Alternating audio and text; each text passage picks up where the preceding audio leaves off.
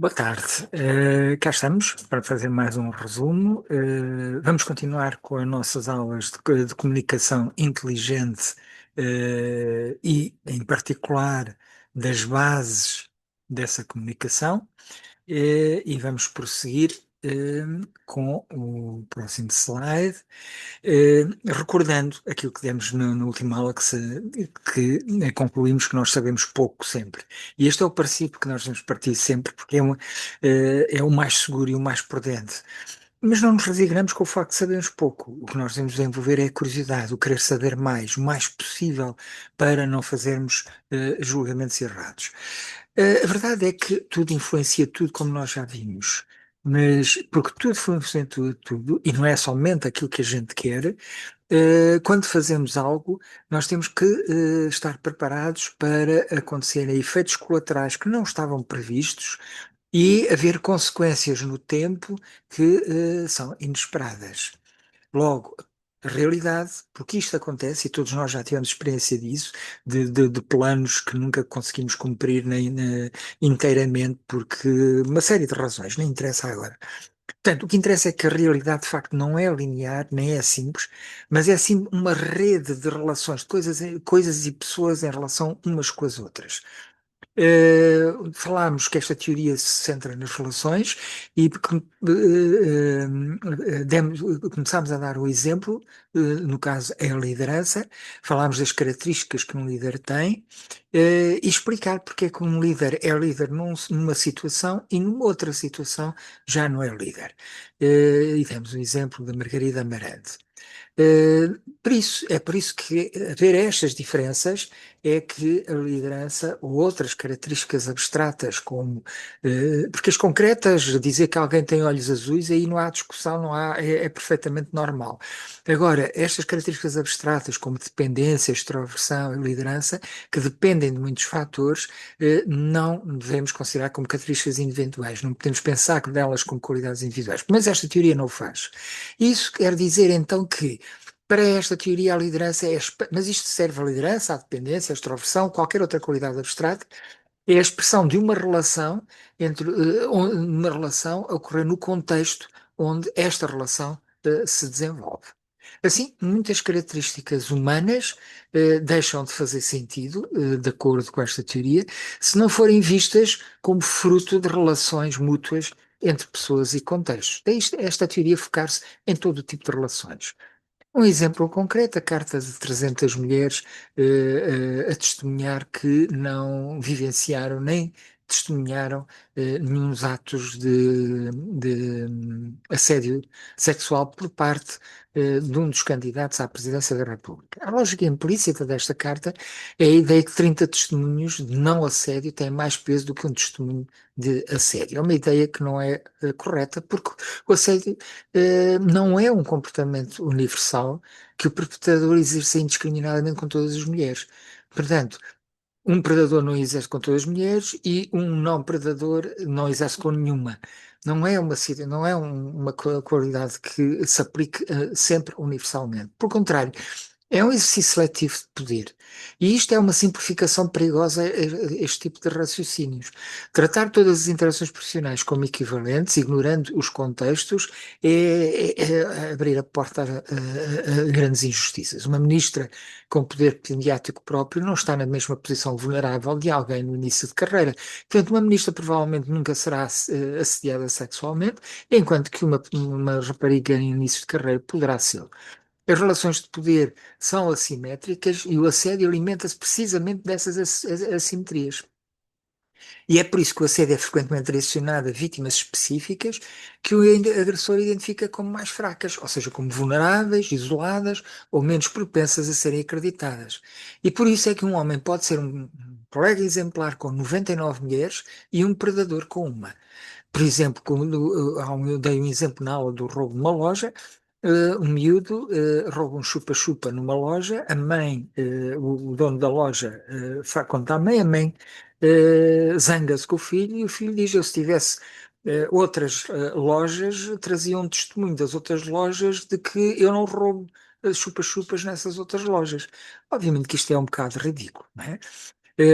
Assim, o facto de termos a realidade de um colega exemplar como 99 mulheres e um predador com uma, as duas realidades não se excluem, são aliás frequentemente complementares. Aliás, é normalmente isto que acontece.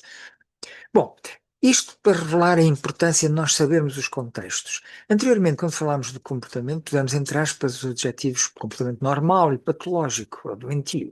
Não só porque há fronteiras incertas entre o normal e o patológico, mas também porque é difícil de definir o que é uma pessoa normal. É muito difícil dentro da norma, mas as normas variam de situações para situações, variam às vezes de pessoas para pessoas, e portanto as definições são muito difíceis. Vamos então deter-nos um pouco nestes conceitos, embora não os vamos, não pretendemos defini-los. Sanidade ou insanidade mental. Eis alguns factos. A condição da pessoa em questão, condição, portanto, a chamada doença, altera-se situação para situação. Portanto, mudando de situação, mudando de contexto, muitas vezes a perturbação mental atenua-se ou agrava-se. Depois, a condição dessa pessoa é interpretada de modo diferente consoante os contextos. Uma pessoa que se vista para ir para uma festa de carnaval vai ser interpretada na festa de carnaval de uma maneira e num conselho de Estado de outra. E também varia consoante o quadro conceptual da pessoa que faz essa avaliação. Se for um entertainer a avaliar a máscara de carnaval que a pessoa está a usar, provavelmente fará uma apreciação positiva. Se for o chefe de protocolo de Estado, na sua qualidade de protocolo de Estado, provavelmente será uma avaliação muito negativa. Vou falar-vos falei-vos de uma experiência de Rosenham de 1973, muito interessante, uma das experiências mais famosas da história da psicologia. Duas fases. Primeira fase, este psicólogo enviou 8 pessoas sem nenhum passado de doença psiquiátrica, portanto, pseudopacientes, ou seja, clientes mistério, porque iam a hospitais psiquiátricos e diziam que tinham um sintoma psiquiátrico. As alucinações, vagas alucinações auditivas. Mas, atenção, isto é com sintomas, não eram sintomas muito graves, porque a ideia com sintomas muito graves, claro que a situação é perfeitamente clara. O que este psicólogo quis demonstrar é que em situações em que há mais cambiantes, as coisas podem descambar. Ora bom, tudo o resto que estes pseudopacientes disseram e fizeram, depois de terem sido admitidos de serem internados, passou a ser verdadeiro e autêntico, e incluindo, diziam que já não tinham essas alucinações auditivas. Portanto, apesar de revelarem um comportamento normal e natural de pessoas normais e naturais, todas estas 8 pessoas ficaram internadas e medicadas em hospitais diferentes. Até foram transferidas, algumas transferidas de hospital para hospital. E permaneceram internados por períodos que variaram entre 27 a 52 dias e o tempo médio de internamento, 19 dias. A maioria dos diagnósticos foi de esquizofrenia, uma perturbação que é grave, que é considerada grave. E mesmo após a alta, a maioria destes pseudopacientes não saiu com o rótulo de curado, mas sim com o rótulo de esquizofrenia em remissão, que significa que a pessoa tem a doença, não deixou de ter a doença, só que os sintomas não estão visíveis e acalmaram.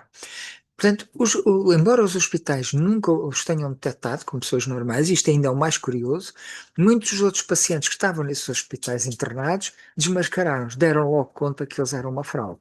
Porquê? Porque ora, uma das explicações está no comportamento das equipas hospitalares. Pouco tempo a interagir com os pacientes, uma média de apenas 6,8 minutos por dia. Quando interagiam com os pacientes, o tratamento era frequentemente despersonalizante, por exemplo, ignorando as suas perguntas, tratando como se fossem menores, incapazes, etc.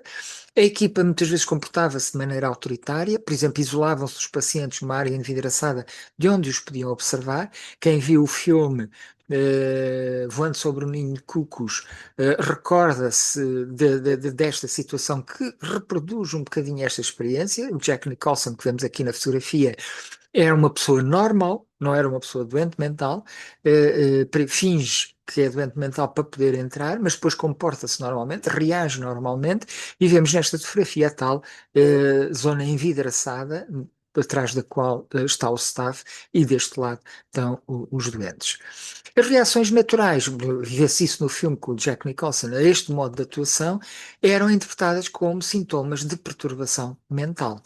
Estes pseudopacientes queixavam-se de se sentir impotentes, invisíveis e entediados neste ambiente. E, portanto, quando reagiam por se sentirem assim, isso era interpretado pela equipa hospitalar como a confirmação de que eles de facto eram doentes mentais.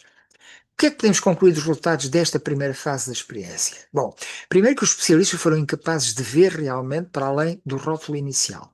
Nomeadamente, foram incapazes de reconhecer ações que seriam naturais neles próprios ou em quaisquer outras pessoas. Aliás, muitas vezes acontece isso connosco, não é? Criticamos nos outros coisas que nós próprios fazemos. É como gritarmos com alguém a dizer: A mim não me gritas. É uma coisa deste género. É uma coisa muito simples, um exemplo caricato. Mas é.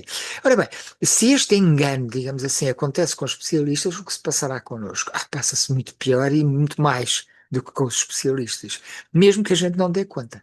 Mas temos que estar atentos para ver se isso acontece. Esta experiência teve uma segunda fase, que foram outros hospitais psiquiátricos que disseram, falaram com este psicólogo e disseram: você escolheu os piores hospitais, que se você tivesse escolhido o nosso hospital, isso nunca aconteceria. Então o psicólogo propôs: está bem, então eu vou mandar então pseudopacientes para os vossos hospitais para ver se vocês os descobrem. À vontade, que a gente vai descobrir. Então os hospitais conseguiram apanhar em 10 a 20% de indivíduos que eles consideraram como fraude. Só que há um problema, é que o psicólogo não enviou nenhum pseudopaciente, não enviou nenhum investigador. Portanto, o que é que isto significa?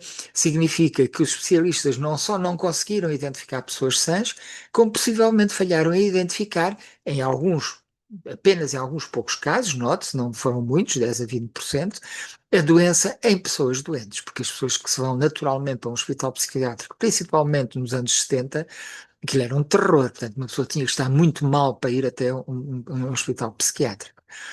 Eh, Mais uma vez pergunto, se connosco que não somos especialistas, será que também nos enganamos? Pois provavelmente sim. E enganamos, por exemplo, um exemplo é um dos nossos filhos, quando os nossos filhos mentiam. Às vezes a gente percebia que eles mentiam, mas outras vezes pensávamos que eles estavam a falar a verdade. Ou o contrário, às vezes eles estavam a falar a verdade e a gente pensava que eles estavam a mentir.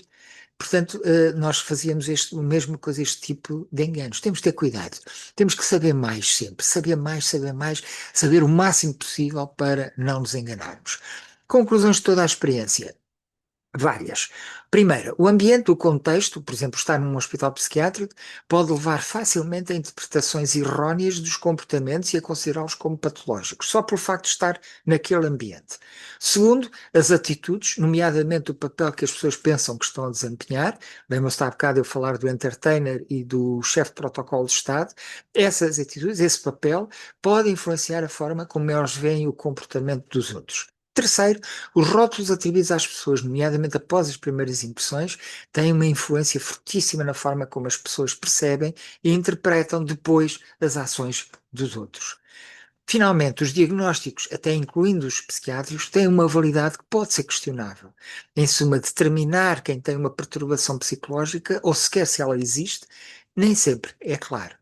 Assim, é mais seguro e mais higiênico, digamos assim, admitir a hipótese que o comportamento do paciente é a resposta mais adequada ao que lhe acontece. Vimos isso com o Conrad Lawrence, quando nós não sabíamos porque é que ele estava a comportar daquela maneira, parecia-nos um louco. A partir do momento em que percebemos que ele ganhou o prémio Nobel, né? Portanto, o comportamento do paciente pode ser a resposta mais adequada. E porquê nas situações em que não é o Conrad Loss, mas situações mais complicadas? Porque o organismo, face a um contexto absurdo ou insustentável, perigoso, que ele sente como perigoso de comunicação que está a viver, pode produzir esse comportamento para garantir a sua sobrevivência. E pronto, ficamos por aqui. Desejo-vos a todos um bom fim de semana. Encontramos na próxima semana para analisar mais uma crónica da nossa Lídia Jorge. Até lá, uma boa semana, bom fim de semana e boa semana.